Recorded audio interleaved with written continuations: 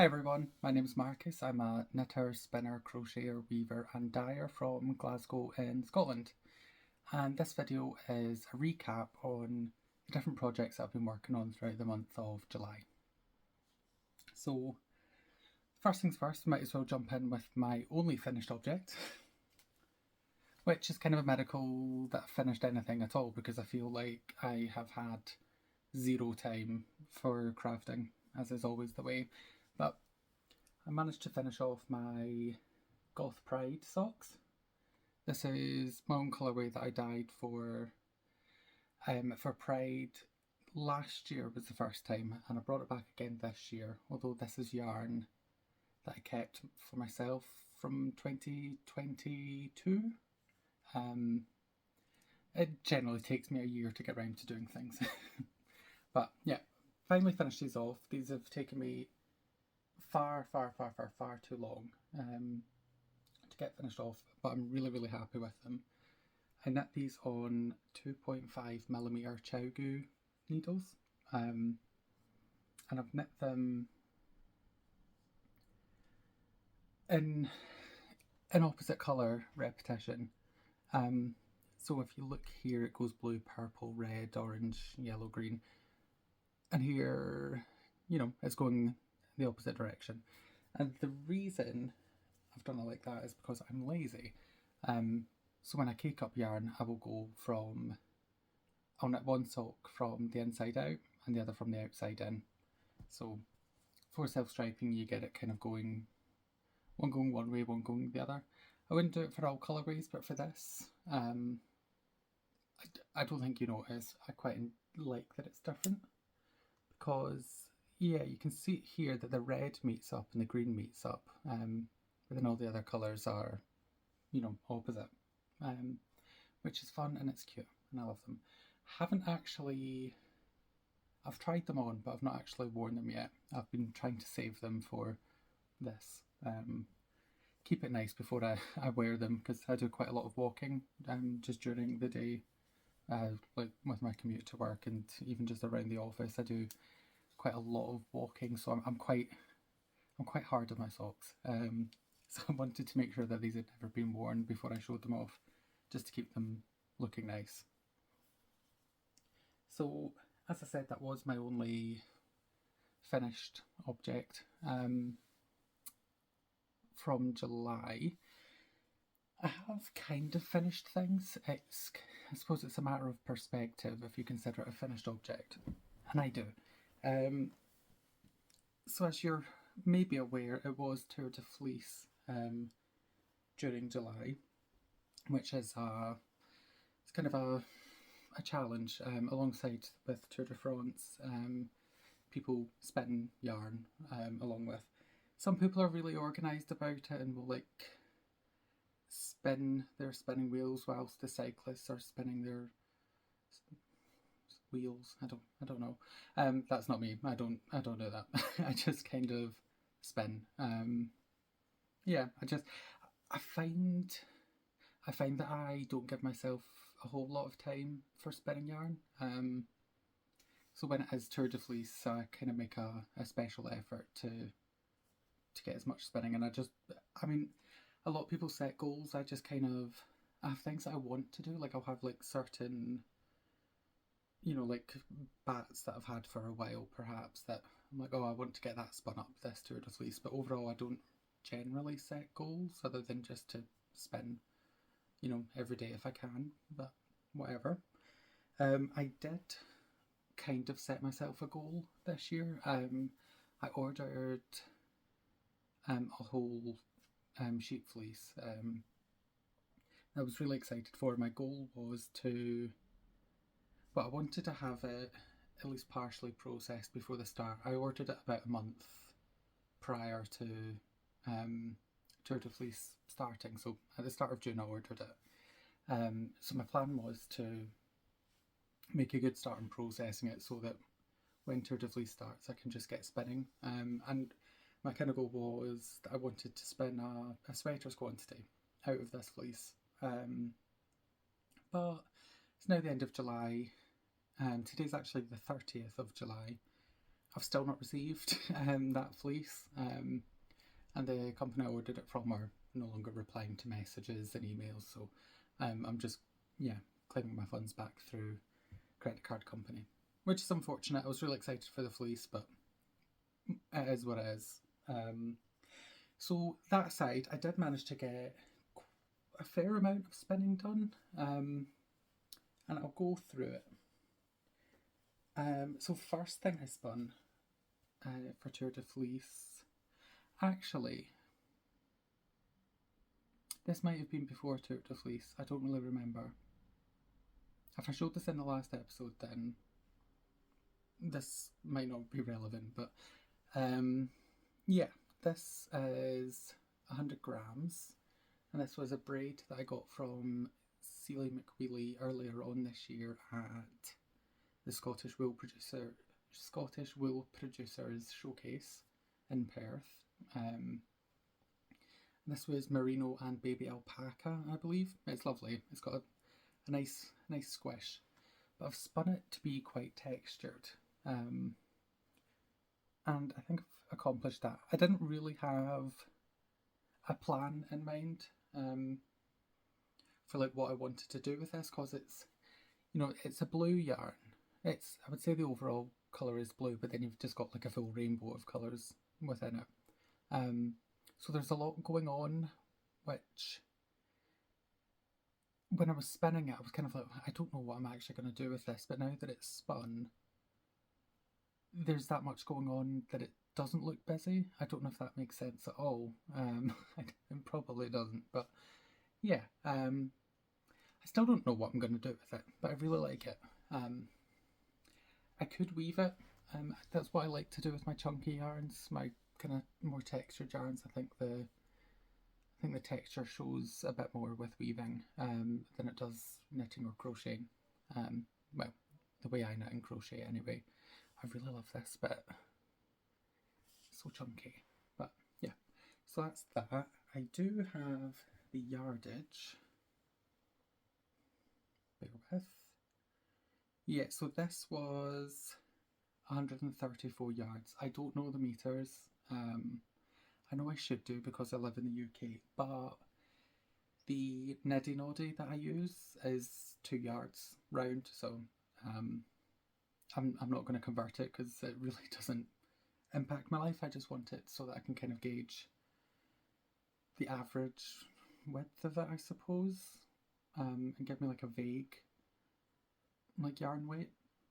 Obviously it's not a like consistent width throughout this game, but yeah, it just kind of gives me a hint as to like how I can use it, like how, if I was knitting it, what needle size I was using and stuff like that. I don't know. I'm sure you know that. I'm sure you understand that concept. Don't need me to go on about it. So I'll move on to the next thing I spun. I don't think it was... No, this was the next thing I spun. This is a gorgeous, this was a bat that I got from Wish You Were Here, a Scotch company, and it's oranges, yellows and pinks. It's really nice. It's not my usual palette, but I'm warming up to warm colours. Trying to anyway. Yeah, I love this. I think this was just 100% merino. I bought this... It was last year. It was at an event. I don't remember which event. I think it might have been Glasgow School of Yarn, if memory serves. Yeah, it's lovely. This is mostly, I would say about 4-ply. I have the yardage. Yeah, it's 322 yards and it's 100 grams, so it's a bit heavier than a 4-ply. I think I was aiming for DK, for double knit. Yeah, but I kind of seem to be stuck on like a default setting of 4-ply when I try and spin, and I find it a little bit tricky to get out of that. But yeah, it's a little bit thicker than 4-ply. That's good enough. I don't know what I'm going to do with it anyway. I just wanted to spin it, so I And next up, I'm very excited about. This is difficult to hold up. I'm trying, I promise. This is either gummy worm or jelly worm. I think it was gummy worm. But this was a art bat put together by Celia McWheely yet again. And this is so much fun. Like, this is just ridiculous colours. They're brilliant. I love the acid green that just screams through all of the other colours. I'll see if I can... I'll hold them up a bit closer. So I core spun this, meaning that I used a core thread. The one I used was wool, not super strong. You would generally want something quite strong for core spinning, but I just used what I had on hand, and I'm not really, I don't know what exact, I know I'm going to weave with this, and I'm only going to use it as weft. So the strength, it's strong enough for what I need it for, if you know what I mean. It held up all through the spinning process and washing and fooling, but absolutely, I'm obsessed with this. Bring up another one. So much fun, and I think this will look great woven. Sorry.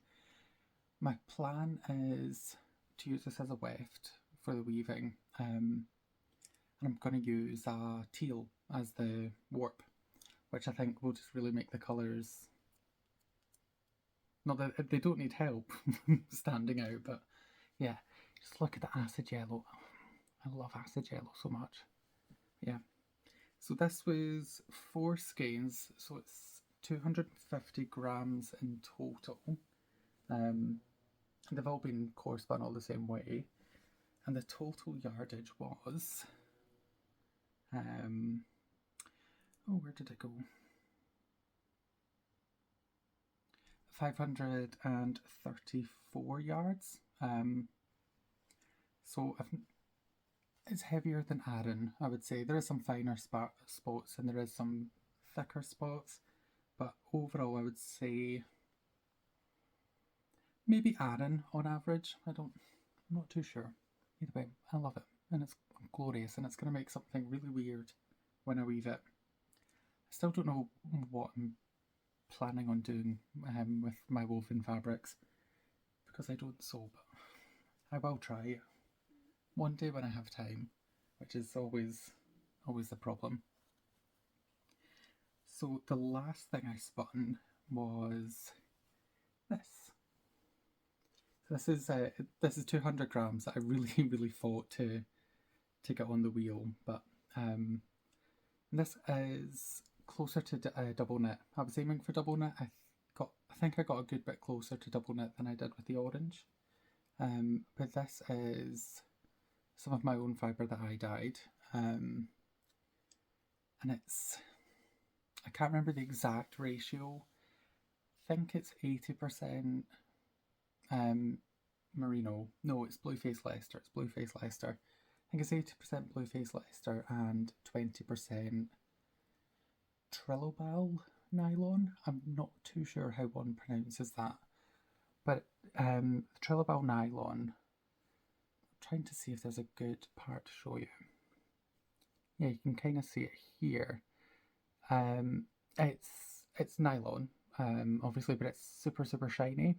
It's not showing up great on this camera, which I'm surprised, because it's I'm using quite a bright light here, but it's maybe too bright, and that's maybe the issue. But yeah, so this is 200 grams, and it is, where is it gone? 482 yards, which puts it pretty much, well, that is in the double knit range, so I'm really happy with that. What I'm gonna knit with this, I know that much, and I'm thinking this might go into a sweater. I kind of like the idea of having this green for like the top part of a sweater, and then fading it down into maybe like a dark grey or something. Haven't really I haven't really got it all figured out. But yeah, happy with this. It's a ridiculously chunky skein, but it's great. 10 out of 10.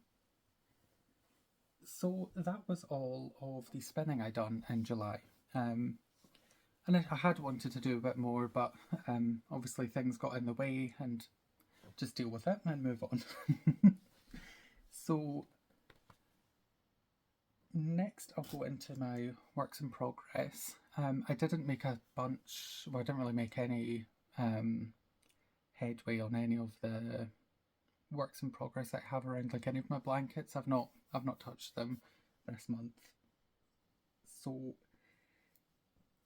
and the reason for that, well, one, it was Tour de Fleece and I was doing a lot of spinning, but even after I kind of stopped spinning, I got excited about the Stephen West mystery knit along for socks. I believe it's called Contrast Blast, if memory serves correct. So I can't remember when the initial cast on date for that was, but I missed it by weeks and weeks and weeks. I had been planning on taking part when I first heard about it, and had some yarn, some of my own yarn that I thought, oh, this would be great, this would be great. But then I didn't have it in stock, and I was like, oh, I'll need to re-dye it. But I've got a kind of a tight dye schedule just now of things that are getting dyed, so I don't want to disrupt that, because I've gone to the effort of putting a plan in place, so I don't kind of want to ruin that. So I kept putting it off, and then I just got excited and I ditched my initial plan for yarns, and picked some out of stash, which I think look great, potentially better than what I had initially pictured. So I started them,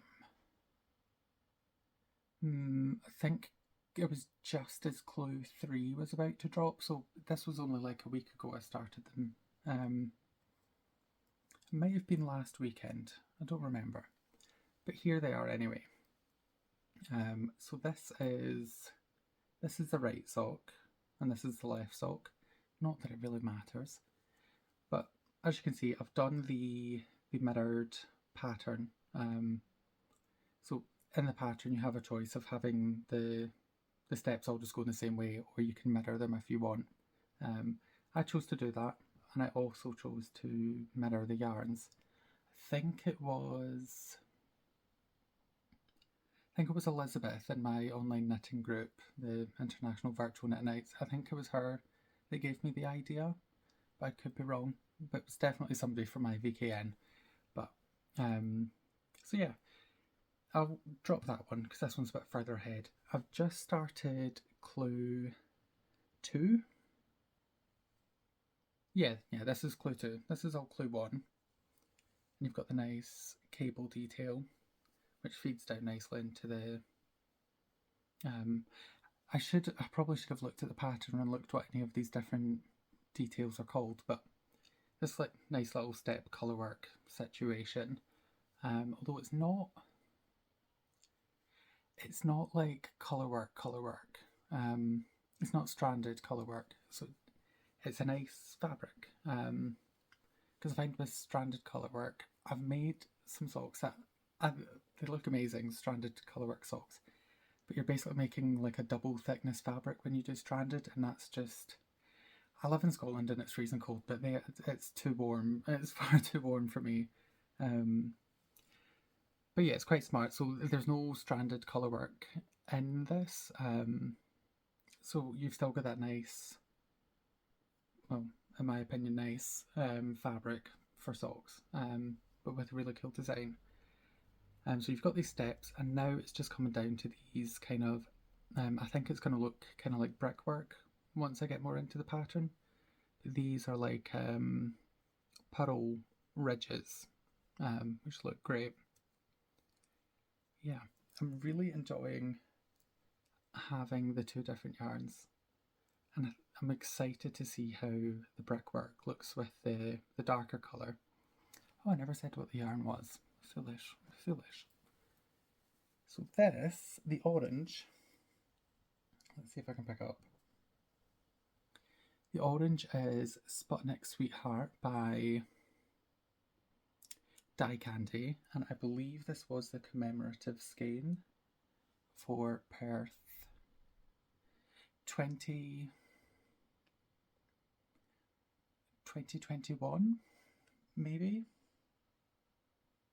And you know what, I did have the label here, and it's maybe been lost to time. It's gone. But yeah, it's Sputnik Sweetheart. It was the commemorative skein for Perth Festival of Yarn some year. I can't remember which. I'm leaning towards 2021, but I do not know. But this yarn is by Ducky Darlings. I cannot remember the fibre content. This is a sock yarn. It's definitely got nylon in it. I think this does. I'm not sure. Because I had initially wound this up to use for another Stephen West mystery knit long, actually. It was the Shawlography. And I ended up not liking my colours and how they were playing together, so that got ripped out. But so I had this caked up, and the label got lost in the void, never to be seen again. So I'm not sure of the fibre content, but it is a really nice, can't remember the colourway either, it was spruce, something sprucey, it's showing a bit more teal bluey, but it is definitely like it is a cool tone, but it's a green. It's definitely more green than it is blue, but this light's making it look a bit blue, but it isn't. I think it looks more green here when you see it against the orange. I'm not sure, but anyway, this is the progress I'm making. I cast on with the 2.5, no, are these 2.25?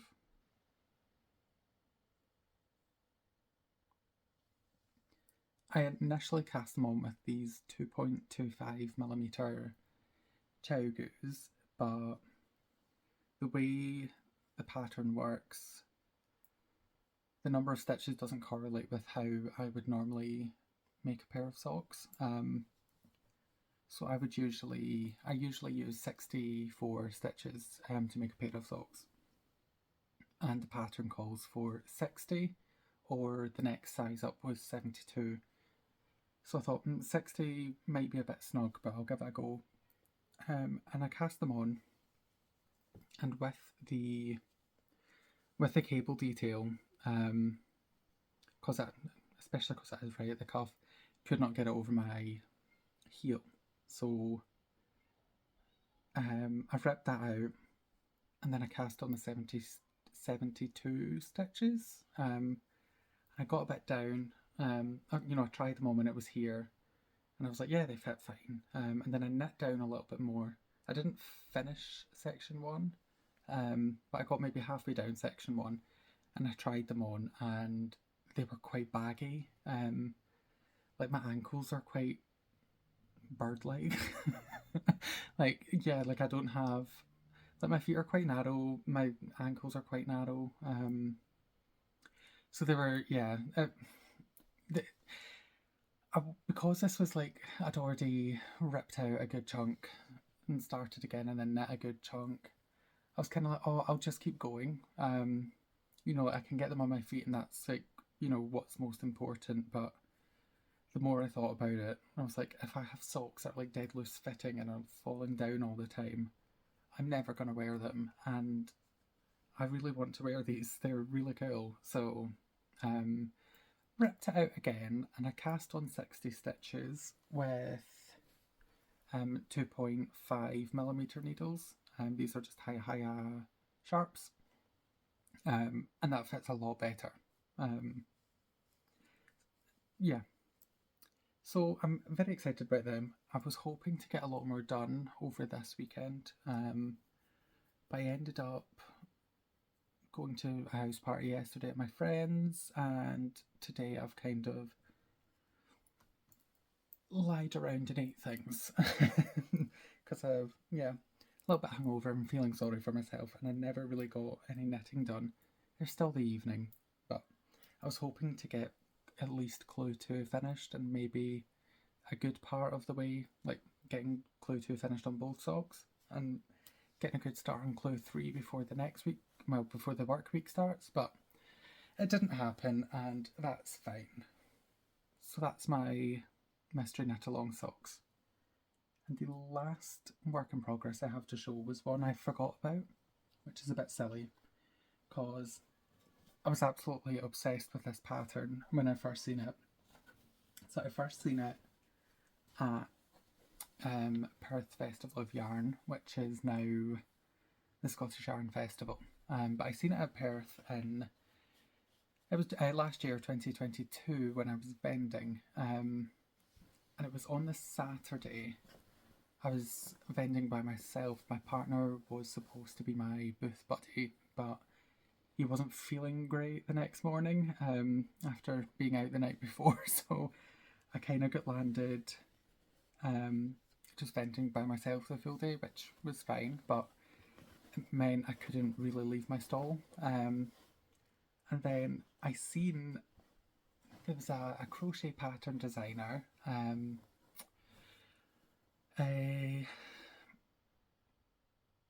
oh, why can I not remember what they're called? It's like get your hook. I have the pattern here.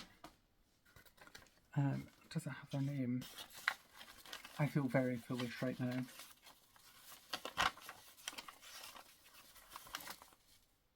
Yeah, it's just get your hook on. They kind of specialise in mosaic crochet, which if you're not familiar, I mean, I'm not an expert, so I'm probably not going to do a very good job at explaining it, but I'll try. Mosaic crochet it's a form of like colour work, I suppose. I don't really understand how it works. I've been able to do it, but I am not great at it. I'll just show you.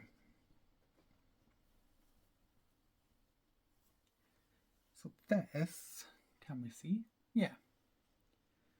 So this is the Scandi Birds pattern by Get Your Hook On. I love it. It's so cute, and although it's just called Scandi Birds, I choose to believe that it's Scandi Chickens, because that's what I need. So at Perth, my stall was facing the side of the room that has the door. I suppose the front? I don't know. But they have like a mezzanine level quite high up, and Get Your Hook On was displaying some of their different blankets, and I was just stood at my shawl and I just seen the Scandi Birds pattern. I was like, I need that. I really need to go up there and see it, but I couldn't, because I was vending by myself, I didn't have a chance to get away and like go and look at it. So I eventually got the pattern, and I started and I was super excited about it. I was absolutely buzzing. My plan for this is to make a cushion, but it's quite wide. It's going to be a really big cushion because I want it to be square. It's kind of, it's wider than like my shoulders. So it's going to be huge, but it's going to be cute, which is the most important thing. So the yarn that I'm using, it's kind of random. I got it from Hobbycraft.